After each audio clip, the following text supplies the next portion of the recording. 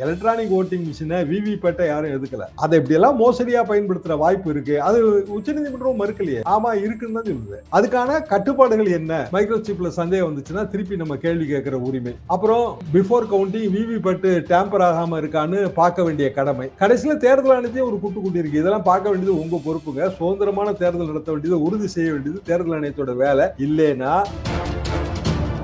கிரிக்கெட்டுக்கு வரி இருக்குன்னு நினைக்கிறீங்க? ஐபிஎல்லுக்கெல்லாம் டிக்கெட் விற்கிறாங்கல்ல, ஜிஎஸ்டி இருக்கணும்ல விற்பனைக்கு. அது ப்ரொமோஷன் ஆஃப் ஸ்போர்ட்ஸ் சொல்லி அதுக்கு விலக்கெல்லாம் கொடுத்துருக்காங்க. எத்தனை 1000 கோடி ரூபாங்க அதுல போறது. இன்னொரு கவர்மெண்ட் வந்தா இதுக்கெல்லாம் என்ன ஆகும்? இது எவ்வளத்தையும் தோண்டி எடுப்பாங்களே. அப்போ தேர்தல் வரும் போகுங்க. நாடு ரொம்ப முக்கியம். தேர்தல் தோல்வி ஏற்பட்டால் முழு காரணம் மோடிங்க, இரண்டாவது அமித்ஷா. 2 பேரை தவிர வேற யாரும் இல்ல பிரச்சார முகத்துல. அப்ப 2 பேரோட பேச்சு தான் எல்லா விதமான சர்ச்சைகளுக்கு வித்துடுது. ஆனா காங்கிரஸ் தேர்தல் அறிக்கைக்கு பதில் சொல்றதையே பிரதமர் மறந்துட்டு அவரே பிக்ஷனலா பேசுறாரு. இன்னும் சொல்ல போனால் இன்னைக்கு இந்த பேட்டிக்கான கமெண்ட்கள் நிறைய வந்திருக்கு. அதாவது இஷ்யூ இல்ல, ஆனா இமேஜினரி இஷ்யூஸ் பிரதமர் கிரியேட் பண்றாரு. கற்பனையாக ஒரு சர்ச்சையை கிரியேட் பண்ணிட்டு அவரே அதுக்கு பதில் சொல்றாரு. மோடி என்ன பண்றாருன்னா 3 கட்ட தேர்தல் முடிவுல பெரிய அளவுக்கான தோல்வின்னு நிதர்சனமா தெரியுது. அவங்களோட இன்டர்னல் சர்வேல அது பிரதிபலிக்கும். இந்த தோல்வியை அடுத்தடுத்த கட்டத்துல ஈடு கட்டுறதுக்கு அவர் எடுக்கிற ஆயுதங்கிறது மீண்டும் மத அடிப்படைவாதத்துக்கு போறாரு. ஆபத்தான வாதம். என்ன காரணம்னா, இது போன்று அரசியல் சார்ந்து எக்ஸ்க்ளூசிவான வீடியோக்களை தொடர்ந்து காண ஆகாயம் வாய்ஸ் சேனலை சப்ஸ்கிரைப் பண்ணுங்க. ஆகாயம் வாய்ஸ் நேயர்களுக்கு வணக்கம். இன்றைக்கு நம்மோடு நேர்காணலுக்காக மூத்த பத்திரிகையாளர் மற்றும் அரசியல் திறனாய்வாளர் திருமிகு தராசு ஷியாம் அவர்கள் நம்மோடு இருந்திருக்கிறார். அவரோடு பேசலாம். சார் வணக்கம். வணக்கம் சிவா. சமீபத்தில் உச்சநீதிமன்றத்தில் இவிஎம் விவிபேட் தொடர்பான அனைத்து மனுக்களையுமே தள்ளுபடி பண்ணது. பிரதமர் மோடி அவர்கள் பேசும்போது காங்கிரஸ் தோல்வியை மறைக்க இவிஎம் ஒரு காரணமா முன் வச்சாங்க. இனிமே அதையுமே முன்வைக்க முடியாது, உச்சநீதிமன்றம் அதுக்கு ஒரு முற்றுப்புள்ளி வச்சுட்டாங்க அப்படிங்கிற ஒரு பிரச்சாரம் மக்கள் மத்தியில் ஈடுபடும் நினைக்கிறீங்களா? இன்னைக்கு முரசொலியில அருமையான தலையங்க இதை பத்தி எழுதியிருக்காங்க. இவிஎம் யாருமே எதுக்கல. இவிஎம் பயன்படுத்துறவங்களோட நோக்கத்தை தான் நம்ம சந்தேகிக்கிறோம். தலையங்கத்தோட சாராம்சம் இதுதாங்க. எலக்ட்ரானிக் ஓட்டிங் மிஷின் அது ஓகே, கம்ப்யூட்டர் கணினி அதை நீங்க சந்தேகிக்க முடியுமா? ஆனா கணினியையும் இன்டர்நெட்டையும் பயன்படுத்துறவங்களோட நோக்கம், இன்டர்நெட் கொடுக்கிற அந்த ஒரு சுதந்திர தன்மையை பயன்படுத்தி எவ்வளவு வெறுப்பு பேச்சு இணையத்துல உலா வருது, எவ்வளவு ஃபேக் உலா வருது, எவ்வளவு மோசடியில் அம்பலமாகுது. நெட் பேங்கிங் எவ்வளவு பெரிய வசதி யோசிச்சு பாருங்க. அதுல தானே நம்ம ஒரு காலத்துல வரிசையில் நின்று கியூல நின்று ரயில்வே டிக்கெட் புக் பண்ணிட்டு இருந்தோங்க. இன்னைக்கு வசதி இல்ல, நம்ம வீட்டுல இருந்து புக் பண்றோம். விமான டிக்கெட் வரைக்கும். எங்க காலத்துல விமான டிக்கெட் ஒரு புக் மாதிரி அடிச்சு கொடுப்பாங்க. ஒவ்வொரு செக்டாருக்கும் ஒரு தாளை கழிச்சு கொடுக்கணும். அது புக்ல இருந்து போய் அங்க போய் நம்ம வாங்கிட்டு வரணும். டிக்கெட் புக்னே அதுக்கு பேருங்க. அதெல்லாம் நீங்க பாத்திருப்பீங்களான்னு எனக்கு சந்தேகமா இருக்கு. ஒவ்வொரு இப்போ உதாரணமா நீங்க இங்க இருந்து பாம்பே போயிட்டு பாம்பேல இருந்து டெல்லி போய் டெல்லியில இருந்து அகமதாபாத் போய் திருப்பி சென்னைக்கு வர்றீங்க அப்படின்னா ஒவ்வொரு செக்மெண்ட்டுக்கும் ஒரு டிக்கெட்டுங்க. அது எல்லாத்தையும் சேர்த்து ஒரே புக்கா வருங்க. 3-4 லீஃப் இருக்கும் உங்களோட செக்மெண்ட்டுக்கு தகுந்த மாதிரி. ஒவ்வொரு இதுலயும் ஒன்னு கிழிச்சு கொடுத்து போர்டிங் பாஸ் வாங்கணுங்க. பயங்கரமான வேலை அது. அதுக்கு நீங்க அந்த எந்த நிறுவனமோ ஏர் இந்தியா அந்த மாதிரி நிறுவனத்துக்கு, இந்தியன் ஏர்லைன்ஸ் நிறுவனத்துக்கு போய் நீங்க அந்த பணம் கட்டி அந்த புக்கை வாங்கணும். இன்னைக்கு வீட்டுல இருந்து நீங்க பிரிண்ட் பண்றீங்க, உங்க டிக்கெட்டை நீங்களே பிரிண்ட் பண்ணிக்கிறீங்க. ஆனா இணையத்தோட இந்த வசதிகளை எல்லாம் மோசடியா பயன்படுத்துறவங்க இருக்காங்களா இல்லையா? அப்ப நம்ம இணைய பயன்பாட்டை எதுக்குறோமா? மோசடியா பயன்படுத்துறவங்களே எதுக்குறோம். அதான் முரசொலியோட சாராம்சங்க. அப்போ எலக்ட்ரானிக் ஓட்டிங் மிஷினை விவிபேட்டை யாரும் எதுக்கல. அதை இப்படி எல்லாம் மோசடியா பயன்படுத்துற வாய்ப்பு இருக்கு. அது உச்சநீதிமன்றம் மறுக்கலையே. ஆமா இருக்குன்னு தான் சொல்லுது. அதுக்கான கட்டுப்பாடுகள் என்ன? இவங்க கேட்டது என்ன? முழுமையா விவிபேட்டை எண்ணணும்னு வாய்ப்பு இல்லை. கூடுதலான பெர்சன்டேஜ் எண்ணலாம். அதை உச்சநீதிமன்றம் சொல்லல. ஆனா வேற சில கட்டுப்பாடுகளை விதிச்சிருக்கு. இப்போ சீலிங் ஆஃப் மைக்ரோசிப்ல சந்தேகம் வந்துச்சுன்னா திருப்பி நம்ம கேள்வி கேட்கிற உரிமை. அப்புறம் பிஃபோர் கவுண்டிங் விவிபேட் டேம்பர் ஆகாம இருக்கான்னு பார்க்க வேண்டிய கடமை. கடைசியில தேர்தல் ஆணையத்தையும் ஒரு குட்டி இருக்கு. இதெல்லாம் பார்க்க வேண்டியது உங்க பொறுப்புங்க. சுதந்திரமான தேர்தல் நடத்த வேண்டியது, உறுதி செய்ய வேண்டியது தேர்தல் ஆணையத்தோட வேலை. இல்லைன்னா நாட்டின் பல்வேறு நீதிமன்றங்கள் உங்களுக்கு எதிராக வழங்குகிற தீர்ப்புகள் உங்களை காயப்படுத்தும் சொல்லியிருக்காங்க. அதெல்லாம் மோடி சொல்லவே மாட்டேங்காரு. வார்னிங் இருக்குங்க அந்த தீர்ப்புல. முழுமையான தீர்ப்பு தயவு செஞ்சு பிரதமர் படிச்சு பார்க்கணும். அப்ப சரி, காங்கிரஸ் கட்சிக்கும் இல்ல பிற கட்சிகளுக்கும் இந்த வழக்குக்கும் சம்பந்தமே கிடையாதுங்க. எல்லாருமே சைலண்ட் அப்சர்வர் தான். வழக்கு போட்டது பல்வேறு அமைப்புகள் வழக்கு போட்டது. குறிப்பா ஏடிஆர். அவங்க அந்த வழக்கை தொடர்ந்து நடத்துறாங்க. கிட்டத்தட்ட ஒரு 3 வருஷமா நடக்கிற வழக்கு தாங்க அது. இந்த இவிஎம் பேர்ல சந்தேகம் அப்படிங்கிறது அது எல்லா தரப்புலயும் இருக்குல்ல. அது இவிஎம் பேர்ல உள்ள சந்தேகம்னு சொல்றதை விட இவிஎம் யாரு கட்டுப்பாட்டுல இருக்கோ அவங்க பேர்ல உள்ள சந்தேகம் தான் நம்ம எடுத்துக்கிடணும். ஒருவேளை பாஜக தோல்வியடைந்தால் அதுக்கு முழுக்க முழுக்க காரணம் பிரதமர் மோடி அவர்களும் உள்துறை அமைச்சர் அமித்ஷா அவர்களும் அப்படின்னு சொன்னீங்க இல்லையா? அமித்ஷா அவர்களே தெலுங்கானா பரப்புரையின் போது வெளிப்படையா நாங்க ஆட்சிக்கு வந்தோன்னா இஸ்லாமியர்களோட இடஒதுக்கீடை ரத்து செய்வோம்னு சொன்னாரு. ஆனா சமீபத்துல 400 தொகுதிகளில் நாங்க வெற்றி பெற்றாலுமே இடஒதுக்கீடு மேல கை வைக்க மாட்டோம், இடஒதுக்கீடை ரத்து பண்ணணும்னு நினைக்கிறவங்களே நாங்க விட மாட்டோம் அப்படிங்கிற பேச்சை பின்வாங்கியதை எப்படி புரிஞ்சுக்கிறது? அதாவது இவங்க எல்லாருமே பேசுறது வேற, ஆனா செயல் திட்டம் வேறங்க. 2014 2019 ஆட்சி வெறும் வளர்ச்சிக்கான ஆட்சி தானே. 2019 இன்க்ளூசிவ் குரோத். இப்ப நீங்க சொல்ற இந்த விஷயம் எல்லாரையும் உள்ளடக்கிய வளர்ச்சி. இஸ்லாமியர்களுக்கும் உள்ளடக்கி தான். இஸ்லாமியர்கள் இல்லைங்க, மைனாரிட்டிகள்ங்கிறது இஸ்லாமியர்கள், கிறிஸ்தவர்கள், பார்சிகள், பெரும்பான்மை மதத்தை சேராத எல்லாரும் மைனாரிட்டிகள் தான். மைனாரிட்டிங்கிறது வெறுமனே முஸ்லீம் அப்படின்னு சொல்றதே பெரிய முட்டாள்தனம். அப்படின்னா மற்றவங்க மோடி என்னங்க சொல்றாரு? அதிக குழந்தைகள் பெற்றுக்கொள்பவர்ன்றாரு. அது என்னங்க வாதம் அது? எங்க தாத்தா காலத்துல 12 பிள்ளைங்க, எங்க அப்பா காலத்துல 6 பிள்ளை 7 பிள்ளை சர்வசாதாரணங்க. எங்க குடும்பத்துல தான் 3 குழந்தை. அப்ப மோடியே அவரே அவரோட எத்தனாவது குழந்தை? 6வது குழந்தை அவரு. அமித்ஷா எத்தனாவது குழந்தை? சரி, வரி எல்லாத்துக்கும் ஒண்ணு போல இருக்கா? அப்ப அமித்ஷா பையன் கிரிக்கெட்டுக்கு வரி இருக்குன்னு நினைக்கிறீங்க? ஐபிஎலுக்கெல்லாம் டிக்கெட் விற்கிறாங்கல்ல, ஜிஎஸ்டி இருக்கணும்ல விற்பனைக்கு. அது ப்ரொமோஷன் ஆஃப் ஸ்போர்ட்ஸ் சொல்லி அதுக்கு விலக்கெல்லாம் கொடுத்துருக்காங்க. எத்தனை 1000 கோடி ரூபாங்க அதுல போறது. இன்னொரு கவர்மெண்ட் வந்தா இதுக்கெல்லாம் என்ன ஆகும்? இது எவ்வளத்தையும் தோண்டி எடுப்பாங்களே. அப்போ இன்னொரு கவர்மெண்ட் வரக்கூடாது அப்படிங்கிற ஒரே சிந்தனையில போறாங்க. இது பழைய இந்திரா காந்தி சிந்தனை தாங்க. அதெல்லாம் மக்கள் தெளிவா இருக்காங்க, விழிப்புணர்வோட இருக்காங்க. பழைய மத அடிப்படைவாதம், எல்லாத்தையும் சாமி பார்த்துக்கிடும் அப்படிங்கிறதெல்லாம் இனி யாரும் நம்ப தயாரா இல்லை. அது அவங்களுக்கே தெரியும். இப்ப அயோத்தி ராமர் கோயில், ராமருக்கு சூரிய திலகம் வச்சதெல்லாம் இப்ப அவர் பேசுறதே இல்லை. பழையபடி தேசத்துக்கு ஆபத்து, என்னைய ஒழிச்சுக்கிட்டதுக்கு வெளிநாடுகள் சதி செய்யுது அப்படின்னா இந்து மதத்தை யாருமே காப்பாற்ற முடியாது. இந்து மதத்துக்கு என்ன மோடி தான் பாதுகாவலரா?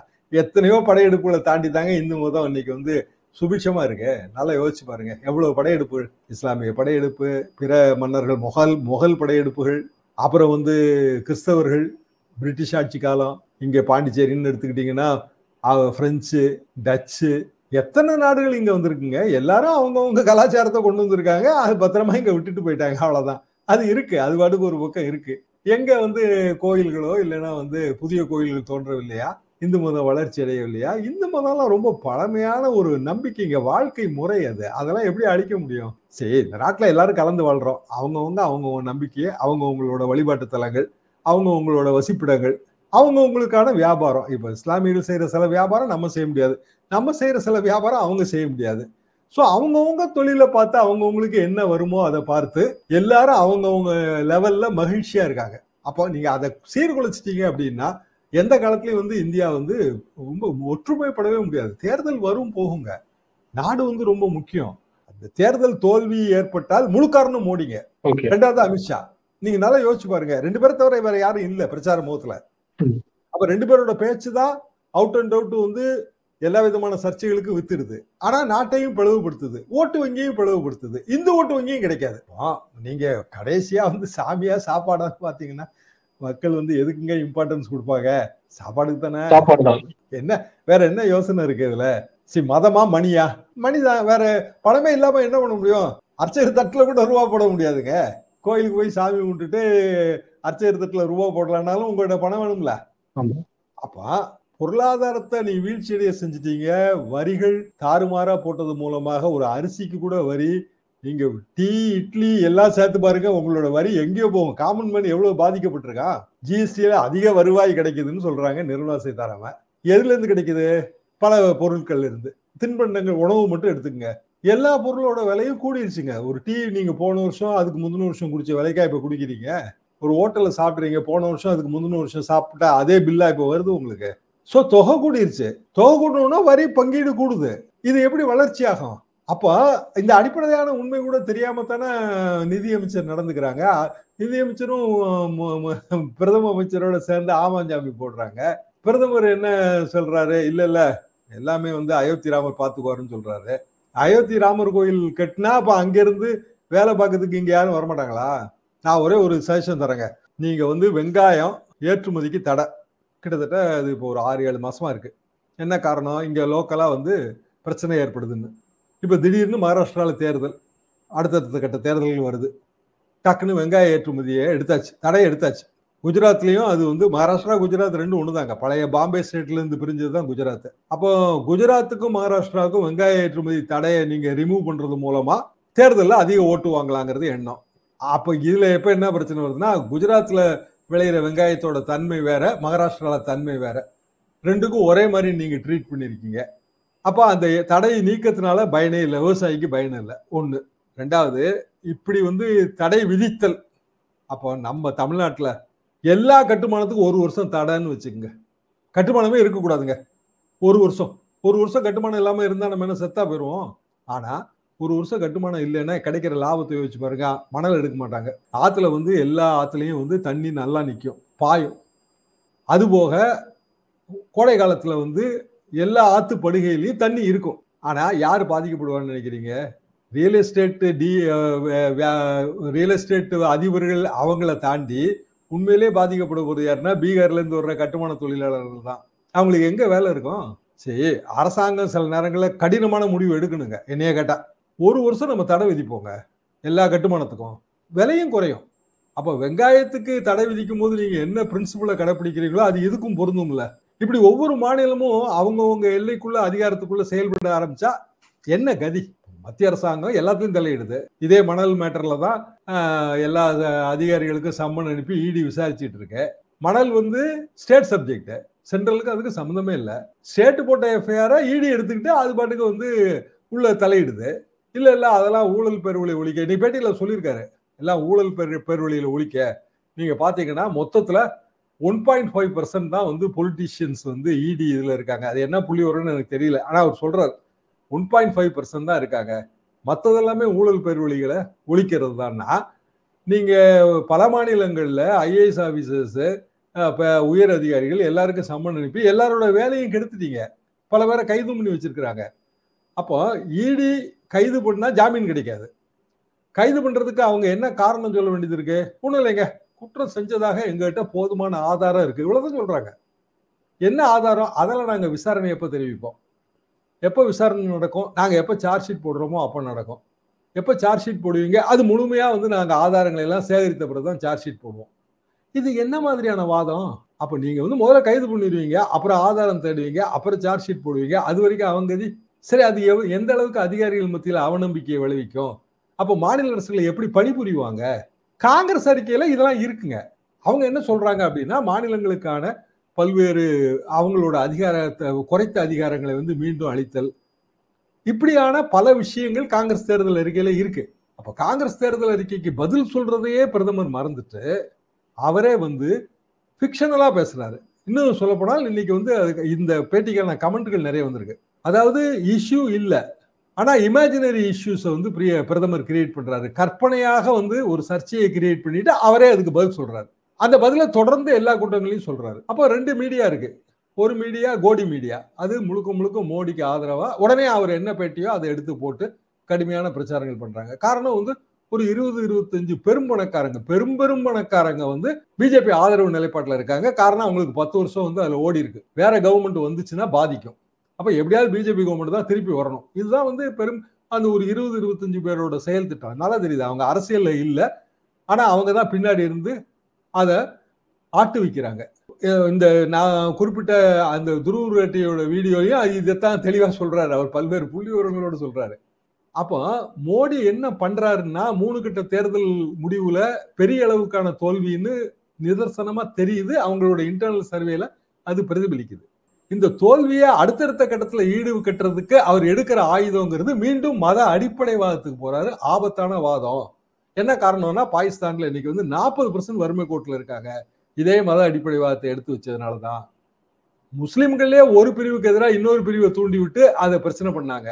பாகிஸ்தான்ல எந்த வேலை வாய்ப்பும் இல்ல, இன்ஃபிளேஷன் 25%, உலக நாடுகளே கவலை தெரிவிக்குது. அப்ப இந்தியாவும் அதை நோக்கி கொண்டு போறாங்க. அதுக்கு மோடி என்ன பதில் சொல்றாருன்னா, எண்ணெயை வந்து ஒழிச்சு கட்டுறதுக்காக பல்வேறு நாடுகள் சதி பண்ணுகிறது அப்படின்னு சொல்றாரு. இது இன்னொரு அடிப்படைவாதம். இதைத்தான் ஹிட்லர் சொன்னாரு.